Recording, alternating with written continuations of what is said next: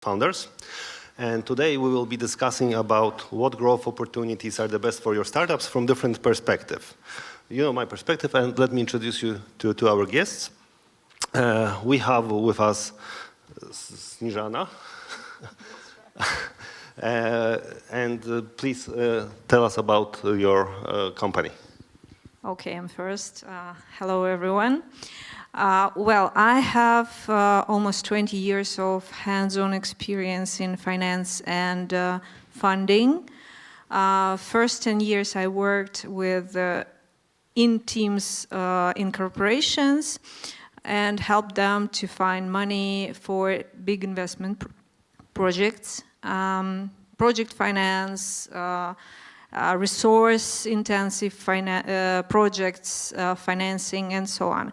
And for the last 10 years, I'm working in venture industry. I worked in venture capital fund and accelerator, and right now I am working mainly as an advisor.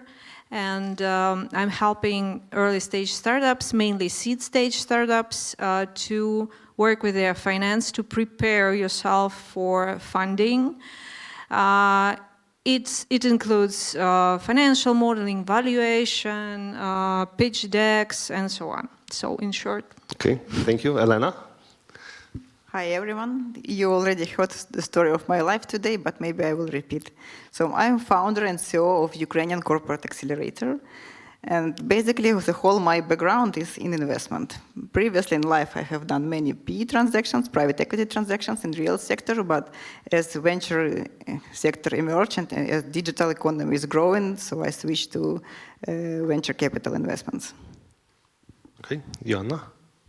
Hi, everyone. It's a pleasure to meet you all, or actually see you. I try to see you, but the lights are kind of blinding me. I'm a business consultant. I work at Komar, global software house based in Poland. I am also a member of Greenhouse by Komar. It's a business initiative that was launched last year. So what our goal is to kind of promote entrepreneurship and innovation. We offer support for startups, from financial support through other professional support, mostly focusing on early stage, although we're open to other as well, and also focusing in the CEE region. Okay, thank you very much. So today we will be discussing the growth opportunities for startups, depending on their stage or the interest of potential partners, investors. I think that from my as accelerator's point of view experience, it's quite easy because I prepare startups and I hand them over to my partners on the stage, right? So depending on the stage of the startup, we are talking either about the startups which are at a very early stage, which sometimes are just idea which transitioned from PowerPoint to the business. And those startups have different problems and they need different help in growing at the first steps. And then we have startups which you can call scale-ups or more mature companies which already have the first sales, but they need help in growing with the bigger clients. And this is where I come and knock to the door in the name of my startups, and I will hang my voice over to you. And I just came with my startups, and how do you help them next? Well, as previous panel speakers said, it depends. So, well, first of all, what's the root of the problem? And it depends on the market, it depends on the stage, it depends on the team. What startup have, what roles do they have inside the team, how they need to build their team. If this is European market, it's one strategy for growth, because European market is segmented. It's different languages, different mentality even. So there's no magic pill, sadly. So first of all, look at your competitors. Who are they? How they're growing. You should not plan to grow less, first of all. You don't need to be humble. you need to tell investor why this investor should invest in you or not to your competitor, right? If it's US market, it's hot market, it's hard market, but there are a lot of money there. So your strategy should be another than there in Okay, Asia. I will and so stop you on. here for a moment. If you say that the startup should think about why the investor should invest in them, Yeah. how you as an investor help to solve that problem? What do you look in for in the startups? How they convince you to be the ones that you want to help? Well, I need to have logic in my pitch deck, in my speech, in my pitch, right? Because when startups make, this competitors analysis, they just put the check marks and so on. This competitor analysis need to show why to choose. And what convinces you to? Well, it depends on investor, because if you have you're looking for a strategic investor, you need to understand their pain. Investor have their pain, except for money. But if this is strategic investor or the corporation and so on, what they pain, what they are looking for, what their aim, why they need to buy the part of your startup, right? And you need to answer that questions. Don't tell like everyone exactly the same. It's not like a demo day or something like that. You are pitching exact investors, so do your homework, learn about them, answer their pain. That's most important things. Okay, thank you. And Elena, how do you help the startups that come to you? We not always help them. Sometimes we just push them, sometimes we kick them out. It happens. It's life, as I told Piotr before. But sometimes kicking out can also be helpful. If they can understand why they kicked out. So startups, there are receptive startups who understand what we are doing, what we are giving them, and there are startups who are so arrogant they cannot understand what's going on. But coming back to initial question, how do we help? Just more formal stuff. So basically, we are a corporate accelerator, and we help to marry startups with corporates. We're trying to help them with their first clients, with first traction. We give them access where they cannot go. So basically, we are building bridges between corporate world or between other ecosystems. Like now I'm here building bridge with Polish ecosystem. We also have mentors in Silicon Valley, in New York, and in the German ecosystem. So we are helping startups by building bridges and open the doors to corporate world, open the doors to VCs and all over. But for some it helps, for some it doesn't. It depends. It's life. Okay. And you, Joanna? Well, I am gonna kind of repeat one, it depends, the other one is we don't always, but it's just what we offer, first of all, is we offer financing, but there is so much more besides that from hours of business consulting, help with legal issues, marketing, and we also offer access to our infrastructure. We offer what I would say most maybe it's the access to our international client base and through, even if we talk to startups and maybe this conversation is not gonna lead to investment, we still can kind of, I don't know, startups can ask for feedback, etc. It's not like even, I think each process is still valuable. Okay, and if you look at the startups from a perspective of potential growth and scalability, what are the main questions you ask them, or what do you put your biggest interest in? Well, maybe I did not specify that before, I think. Maybe I should mention sectors first. So we are mostly seeking IT technologies that can be used in sectors such as finance, insurance, banking, retail, travel, FMCG, oil and gas. So yeah, and like I said, mostly early stages can be even an idea, but we are still open, Okay, thank you. Elena, and when you look at the pitch deck or the first Excel sheets, what do you look for when it comes to the growth and scalability? Like, do you have like times X or times 100, times 10 that they need to show you? Do you help them? Do you discuss with them how they can grow faster? You know, when startup of early stage bring me Excel and shows me, I assume there is lie already underlying, you know, with precise... Some fantasies. Some fantasies with 10x growing year by year. So basically, for me, Excel it doesn't really prove. Actually, I'm finance major, and all my life I was creating Excel. So, you know, with any type of growth. For me, it's more important to speak with founder, personality, understand the way of his thinking, what he thinks, where he's going, which way, how he understands the strategy and his further steps, and how quick he can change if something changes. Okay, and you, Shindada? What was the question? Like, what do you expect the growths to be at the startups that you help? How do you manage them to convince you that the growth that they promise will be delivered? Well, I'm on the other side of the equation, so I help them to build this vision because, yeah, some Excels are like, oh my God, I just have no words for these startup Excels.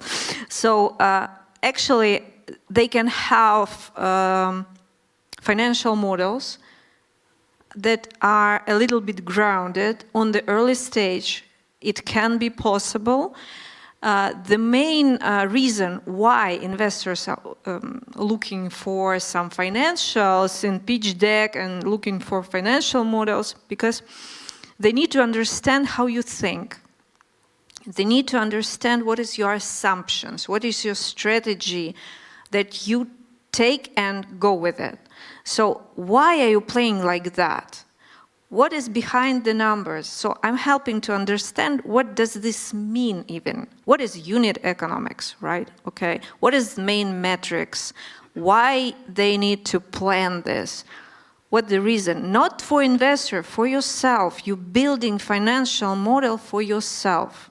It's your budgeting. Yes, it's fantasy for early stage, but you need to start with something. You need to start to build your financial literacy in your team even. So, yeah. Okay, so at Accelerators, we have this saying that we want people to think big. And by saying think big, we want to teach the founders to overestimate. And the reason behind it is that if you have a goal, whatever the goal is, if you stop halfway, you know, it's like halfway from 1 million is 500,000, but halfway from 1 billion is like 500 million. So it's a significant difference.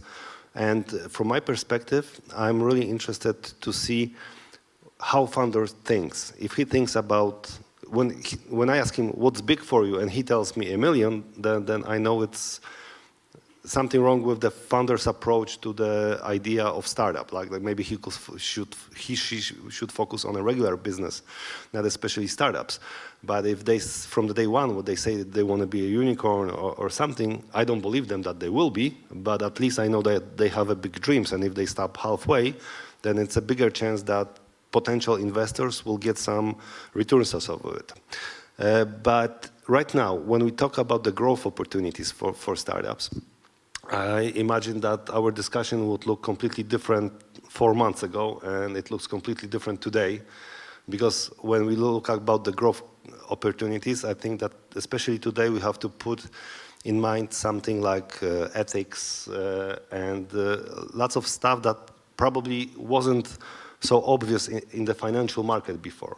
And if you have new startups coming to you, like besides the growth and the financial money back or financial profits, what are you looking for them and how do you help them grow in the way which interests you?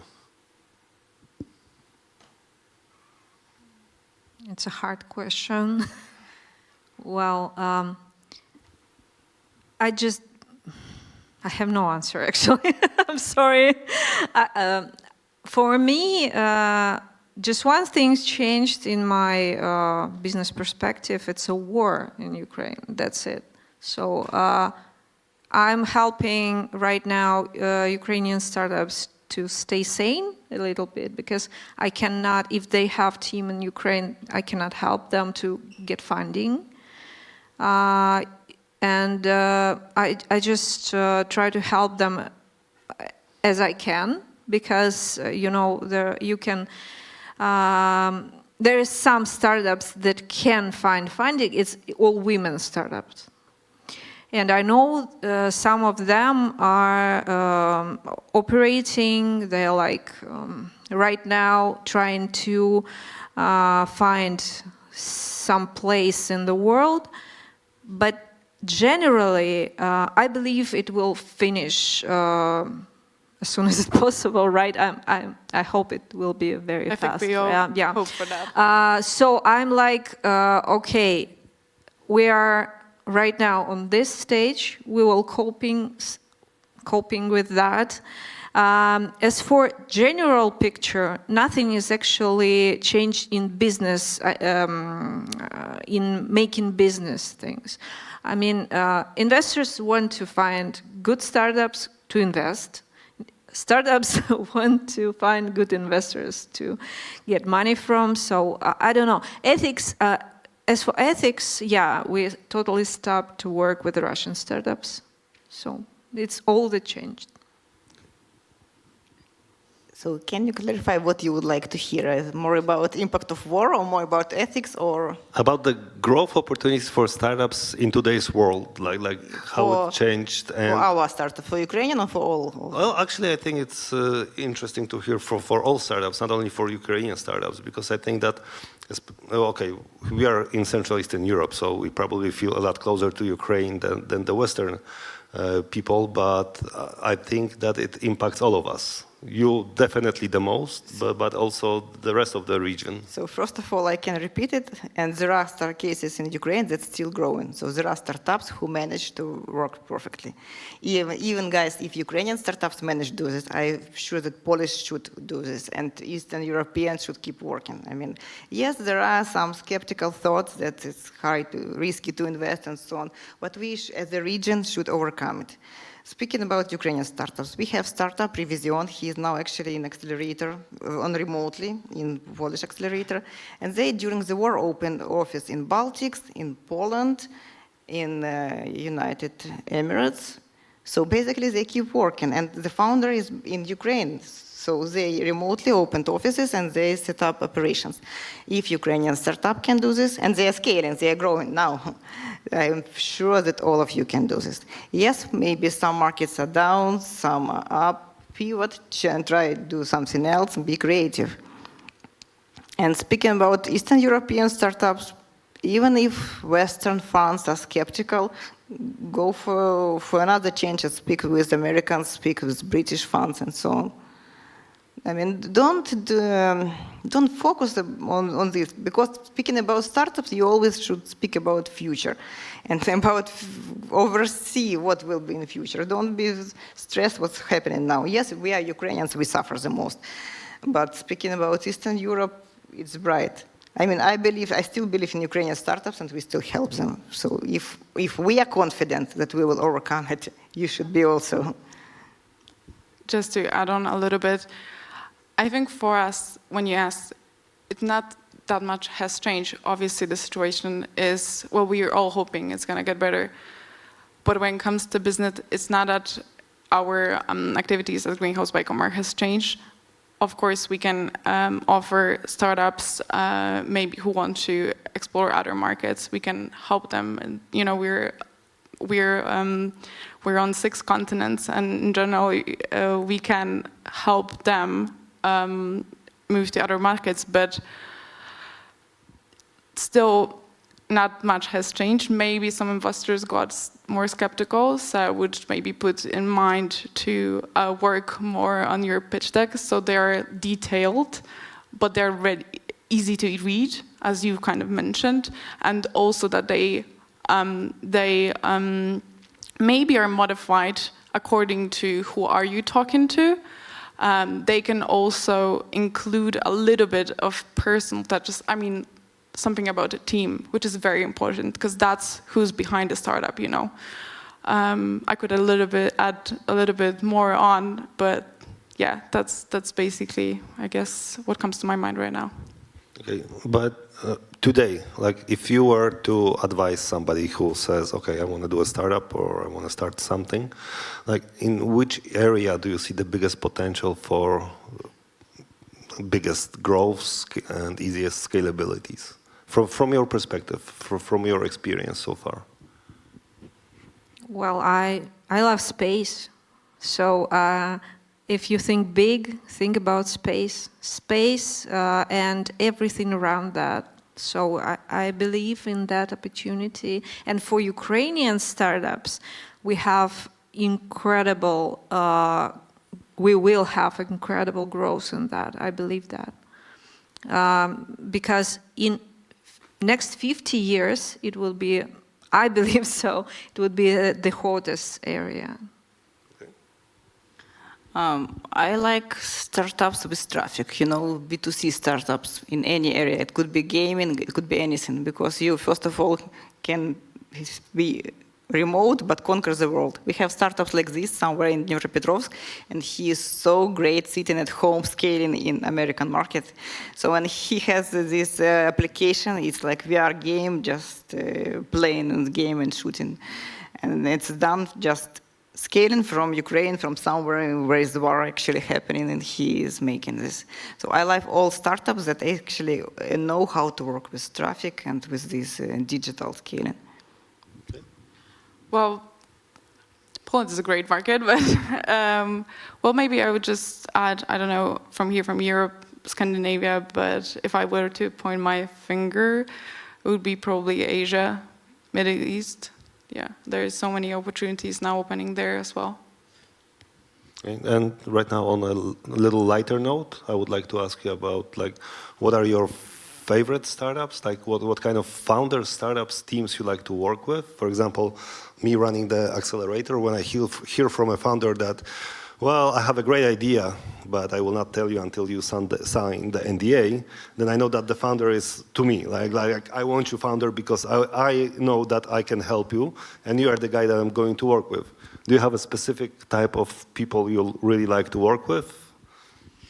I do like founders who are not willing to throw money into the problem, who tries to understand what the roots of the problem and to solve it without millions of dollars, because they're willing to educate themselves and they listen what I'm telling them, because not everyone listens. You just telling, okay, do this and this and you will have this outcome. Okay, and nothing changed. I just spend my time for nothing, and that's why I do like people who count the money, who understand that money is not everything. Money cannot solve all your problems, and that's the perfect founders, and I believe they're most successful. Okay, so from your perspective, the perfect founders don't need money. Yeah, yeah. Okay, thanks. So what founders do we like? Yes. So basically, over the course of creating this acceleration program, we had interviewed maybe hundreds of startups. And it's hard actually to say how we select them, because first criteria, of course, whether we can help this particular startup or not, if there is right connection in our network or not. So we are pretty much open and we direct and we are telling, yes, I see that there is potential with us, or yes, we see it's probably not what we can do. But speaking about personality point, let me say, You know, it should be some kind of chemistry. Either we understand that we fit each other and we will hear and listen each other, or we just don't fit. As I told before, Piotr, that there are some special type of shitty founders, some kind of arrogant people who believe they know everything and they just want to get something from accelerator or from investor or something, and they are not going to share it. And actually, it's a particular type of people, maybe of course in post-Soviet space and maybe a bit in Eastern Europe. It's because culture of sharing, I mean, guys, if we invest in startups, we're also going to have some benefits from you. And you need to understand that mentors and experts, they also invest in time, emotion, mental force in you, and they're supposed to get something back. But there are some types of founders that they're just trying to get everything for themselves, and that's it. I mean, if we don't see that they're going to be some kind of fruitful cooperation for all sides, I mean, help yourself and do yourself. I mean, why do you come to us, right? Did you see such kind of founders? Yeah. And you, Piotr, Yes, did you of course. see them? So Yes, what do you I think did. about them? We just talked about them. But tell the audience your secret. Yeah, so we saw those founders. We all have experience with founders who know everything a lot better than the investors, than their potential clients. So usually we just tell those founders that they can go outside and play with themselves.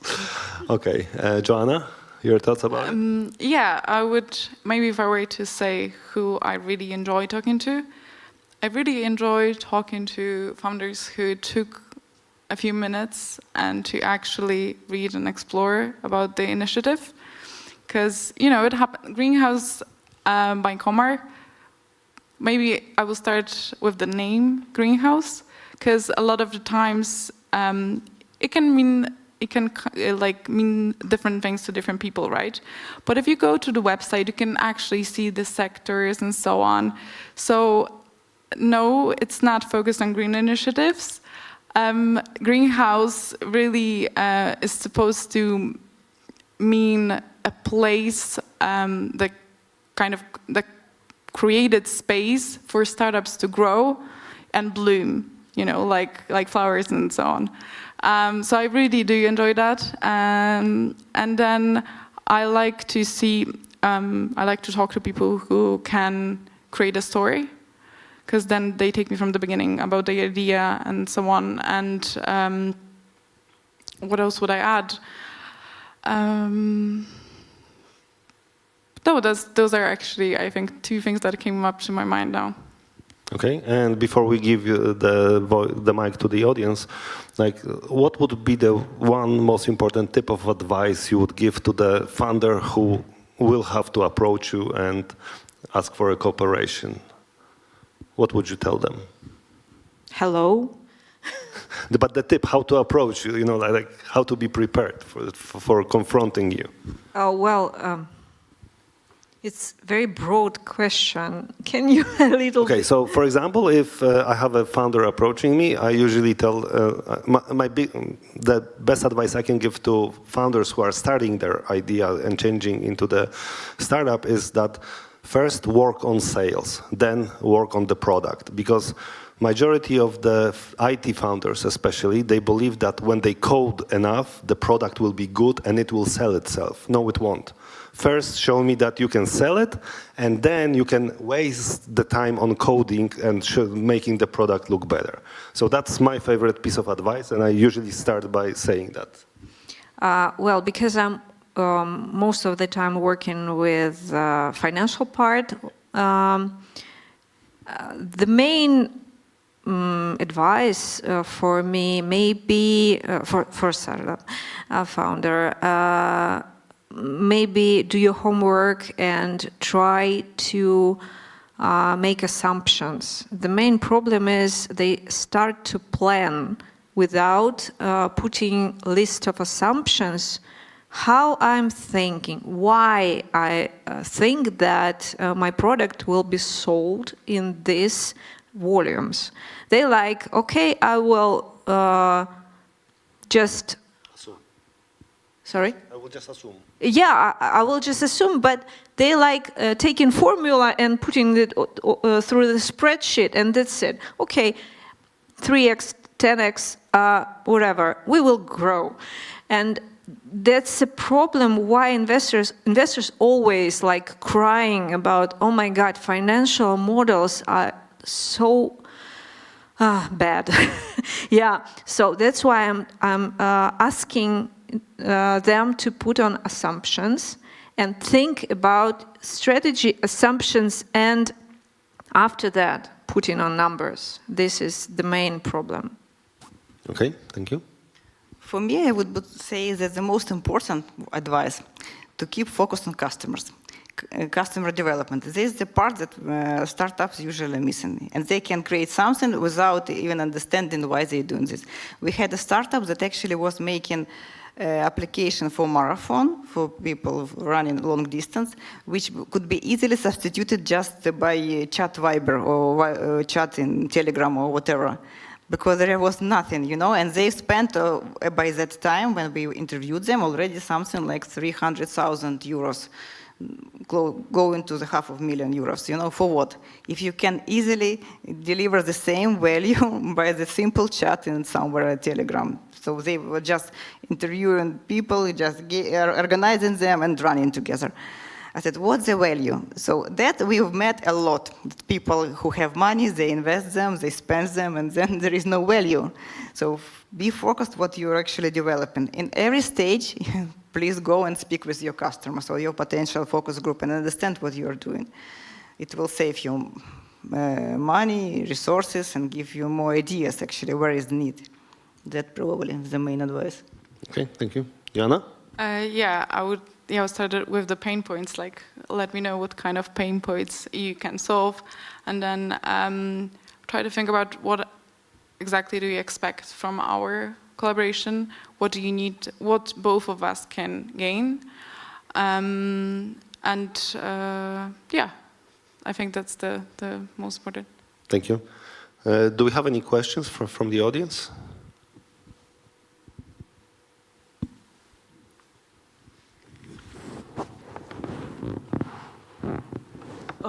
My question is to Piotr. You made a comment that your expectations from some of the startups you are helping accelerate, when they come to you with a bit below your expectation numbers, you try to eliminate them. Now my question is, don't you think investors have smartened up and have learned from some of the big blow-ups like WeWork, which became unicorn precisely with the type of exaggerated numbers and the story which has accentuated? And don't you think some of the smartest people are conscious of the risk and are understating their projections for a valid reason? And shouldn't it be the job of an accelerator or a corporate investor to show the real potential of the scalable business? Thank you. Okay, so I will be another person who will say it depends on the stage of the startup at this time, because I totally agree with you that investors are intelligent people. They know at least their Excel plus probably some other tricks, but they expect completely different attitude at the beginning of the company, and and I think they expect different maturity from founders and people running company at later stages of the corporation that they want to invest in. So in my opinion, I think that at the beginning, as a potential investor, I really expect that you are overshooting the moon. Like I want to see you think big. I want to see you today thinking about conquering the entire planet. Then, of course, everything will be double-checked, verified, etc. But at the beginning, when you start your story, I want to make sure that if I invest in you, I will get some time of a return. And like I told you the example, if today you think about 100 zlotych you will probably reach 20 or 30 zloty. But if today you think about billions, then perhaps you will end up with hundreds of millions. And the later stage, I think that WeWork, Uber, and those other fast-growing companies have shown all the investors that whenever they see 10 times after 5-6 years of existence of company, all the red flags are raised and they really dig in before making the final call on the company.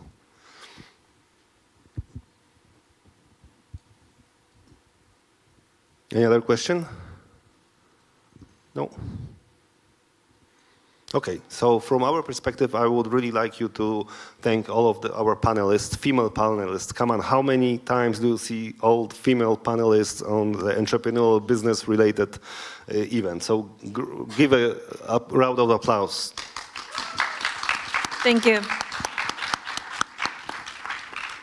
Thank you, guys. Thank you.